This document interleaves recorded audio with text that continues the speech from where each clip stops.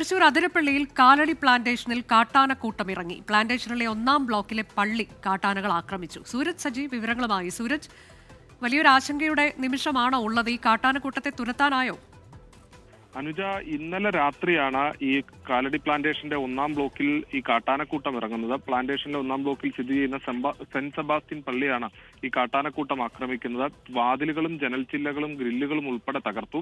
രാവിലെ എത്തിയ പ്രദേശവാസികളാണ് ഈ കാട്ടാന ഇത് തകർത്ത വിവരം അറിയുന്നത്. നേരത്തെയും പലതവണ ഈ പള്ളിക്ക് നേരെ കാട്ടാനാക്രമണം ഉണ്ടായിട്ടുണ്ട്. മുൻപ് ഇതേ പള്ളിക്ക് മുന്നിൽ ഒരു തെങ്ങും കാട്ടാന മറിച്ചിട്ടിരുന്നു. അന്ന് പള്ളിയുടെ മേൽക്കൂരക്കടക്കം കേടുപാടുകൾ സംഭവിച്ചിരുന്നു. എന്തായാലും പ്രദേശവാസികൾ വിവരം അറിയിച്ചതിനെ തുടർന്ന് വനംവകുപ്പ് ഉദ്യോഗസ്ഥരെത്തി ഈ കാട്ടാനയെ ഉൾവനത്തിലേക്ക് തുരത്താനുള്ള നടപടികൾ ആരംഭിച്ചിട്ടുണ്ട്. മേഖലയിൽ നിരന്തരമായ കാട്ടാനാക്രമണമാണ് ഉണ്ടാകുന്നത്. ഈ വിഷയത്തിൽ ഒരു ശാശ്വത പരിഹാരം വേണം എന്നുള്ളതാണ് നാട്ടുകാരുടെ ആവശ്യം. അനുജ, ശരി.